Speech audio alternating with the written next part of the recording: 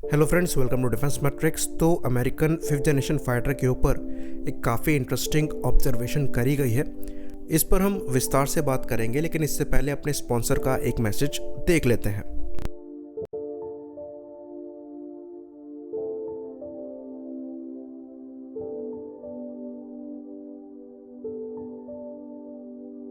तो अगर आप प्लान कर रहे हैं अनअकैडमी के प्लान्स को लेने के लिए, तो ये समय काफ़ी अच्छा है। अनअकैडमी की तरफ से स्पेशल ऑफर चलाए जा रहे हैं आज यानी कि 30th और कल यानी कि 31 जनवरी के लिए। इसमें आपको हमारा रेफरल कोड यानी कि मैट्रिक्स 10 यूज़ करने पर 10% के बजाय अब 20% डिस्काउंट मिलेगा।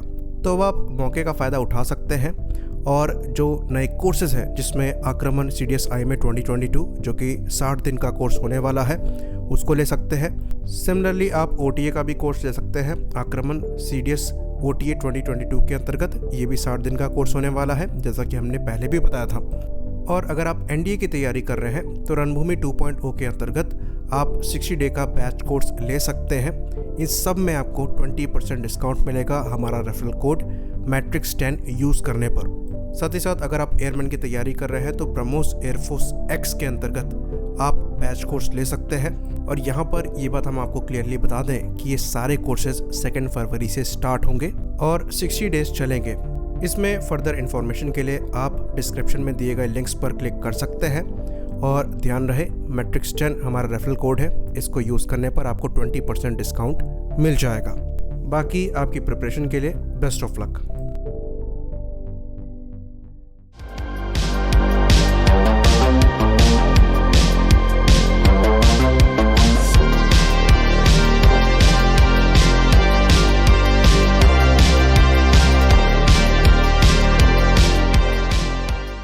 Hello friends, welcome to defence matrix. तो आज हम बात करने वाले हैं एक इम्पॉर्टेंट टॉपिक के बारे में। ये स्टेल्थ टेक्नोलॉजी से रिलेटेड है। तो पिछले कुछ वीडियोस में हम F-35 को डिस्कस कर रहे थे। यहाँ पर हमने ये डिस्कस किया कि कैसे उसका क्रैश हुआ, कैसे इस एयरक्राफ्ट के एयरफ्रेम में इशू आ रहे थे डेक ऑपरेशन के दौरान। और हमने ये भी डिस्कस किया कि कैसे ये जो 5th जनरेशन फाइटर है वो डेक ऑपरेशंस के या फिर एयरक्राफ्ट कैरियर ऑपरेशंस के लिए अभी सूटेबल नहीं है। टेक्नोलॉजी मैच्योर नहीं हुई है क्योंकि इनकी जो कोटिंग है वो काफ़ी सेंसिटिव होती है और ऐसे एनवायरनमेंट में इनमें क्रैक्स और रस्टिंग जो है वो रिपोर्ट करी गई है। साथ ही साथ अगर आपको याद हो तो जब हमने IRST को समझाया था यानी कि infrared search and track system को, तो हमने उसमें ये बात कही थी कि अभी तक ये सबसे ज़्यादा इफ़ेक्टिव काउंटर स्टेल्थ सिस्टम है जो कि स्टेल्थ एयरक्राफ्ट को उसके इंफ्रारेड सिग्नेचर की वजह से पैसिवली ट्रैक कर सकता है। तो इस चीज़ को आप अभी दिमाग में रखिएगा, आगे हम इसको दोबारा से डिस्कस करेंगे। तो स्टेल्थ को लेकर अभी और डेवलपमेंट होना बाकी है। रडार क्रॉस सेक्शन को हम रडार अब्जॉर्बेंट मटेरियल की कोटिंग करके कम ज़रूर कर लेते हैं, पर इंफ्रारेड सिग्नेचर के अगेंस्ट में हमारे पास कुछ नहीं है। और आजकल जो सेंसर्स हैं, IRST सेंसर्स हैं, वो इतने ज़्यादा कैपेबल हो गए हैं कि वो काफ़ी दूर से ही इंफ्रारेड सिग्नेचर को देख लेते हैं। और चाहे स्टेल्थ हो एयरक्राफ्ट, चाहे नॉन स्टेल्थ हो, सबका इंफ्रारेड सिग्नेचर होता है और उन्हें इसके द्वारा ट्रैक किया जा सकता है।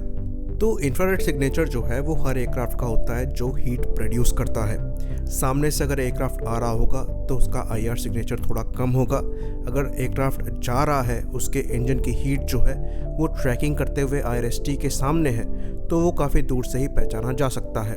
हायर एल्टीट्यूड पर जहाँ पर एयर थिन होती है और कोल्ड होता है, वहाँ पर भी IRST सिग्नेचर जो है वो काफ़ी दूर से नज़र आते हैं। तो IRST सिग्नेचर को छुपाना बहुत ही ज़्यादा मुश्किल टास्क है। तो स्टेल्थ के अगेंस्ट में infrared search and track system को ज़्यादा इम्प्रूव किया जा रहा है और ज़्यादा सेंसिटिव बनाया जा रहा है ताकि ऐसे एयरक्राफ्ट को पैसिवली ट्रैक किया जा सके। साथ ही साथ इसके काउंटर भी निकलकर सामने आ रहे हैं। तो अमेरिका में जो उनके स्टेल्थ एयरक्राफ्ट हैं, जिसमें F-35 और F-22 जैसे एयरक्राफ्ट हैं, उनकी कुछ फ़ोटोज़ निकली है जहां पर उनमें स्पेशल कोटिंग करी गई है जो कि मिरर लाइक लगती है और डिफरेंट एंगल से उस कोटिंग का इफेक्ट डिफरेंट है। उदाहरण के लिए जैसे ये F-35 आपके सामने है, इसमें जो US एयरफोर्स का राउंडल है, एक साइड पे एक विंग पर आपको दिखाई दे रहा होगा, दूसरे विंग पर नहीं दिखाई दे रहा होगा एंगल की वजह से। तो एक एंगल पर ये मिरर लाइक लगता है, दूसरे एंगल पर ये मैट फिनिश लगता है। साथ ही ये सिमिलर कोटिंग जो है वो USAF के F-117 पर करी गई है जो कि पहले रिटायर कर दिया गया था, पर उस पर भी एक्सपेरिमेंट्स किए जा रहे हैं और उनको भी इस कोटिंग के साथ, जैसा कि हमने बताया, देखा गया है। तो ऐसा लगता है कि ये स्टेल्थ फीचर को बढ़ाने के लिए है, लेकिन इस बार ये रडार क्रॉस सेक्शन को कम करने के लिए नहीं बल्कि IR सिग्नेचर को कम करने के लिए है। ऑल्दो इस पर कंफर्मेशन कहीं से नहीं है कि ये IR सिग्नेचर को कम करने के लिए ही है, पर जो स्पेकुलेशंस लगाए जा रहे हैं ज़्यादातर वो इसी चीज़ के हैं। और ये कोई नया एक्सपेरिमेंट नहीं है। 90s में सीनियर स्पर्ट एक्सपेरिमेंट के अंतर्गत ऐसी मिरर लाइक कोटिंग जो है वो F117 में पहले भी देखी गई है। तो इस एक्सपेरिमेंट के अंतर्गत अभी तक 3 एयरक्राफ्ट देखे गए हैं। पहला F-22 रैप्टर है, दूसरा F-117 है और तीसरा US नेवी का F-35C है। इंटरेस्टिंगली ये तीनों फाइटर जो है वो स्टेल्थ फाइटर है, लेकिन अगर सिर्फ IR सिग्नेचर को कम करने के लिए ये कोटिंग करी जा रही होती तो यहाँ पर कोई 4th जनरेशन फाइटर भी हो सकता था, क्योंकि IR सिग्नेचर उसका भी है और ये कोटिंग उसके भी IR सिग्नेचर को कम करेगी। तो इसकी भी अच्छी खासी पॉसिबिलिटी है कि ये जो नई कोटिंग निकल कर सामने आ रही है ये IR सिग्नेचर को तो कम करे ही, साथ ही साथ रडार क्रॉस सेक्शन को भी कम करे। तो इस पर क्या डेवलपमेंट होता है और ये कितनी बेटर निकल कर सामने आती है ये तो आगे ही समय बता पाएगा। पर यहाँ पर ये चीज़ काफ़ी इंटरेस्टिंग है और नोटवर्दी है कि जब हम स्टेल्थ के अगेंस्ट में किसी टेक्नोलॉजी की बात करते हैं, अमेरिका उस टेक्नोलॉजी के भी अगेंस्ट में चीज़ों को डेवलप करने में लगा हुआ है। तो ये शो करता है कि अमेरिका का जो रिसर्च एंड डेवलपमेंट है वो कितना आगे है और हमें कितना ज़्यादा एफर्ट करना पड़ेगा इस चीज़ को मैच करने के लिए। तो इसी बात पर हम इस वीडियो को ख़त्म करेंगे। लाइक करिए, सब्सक्राइब करिए। जय हिंद।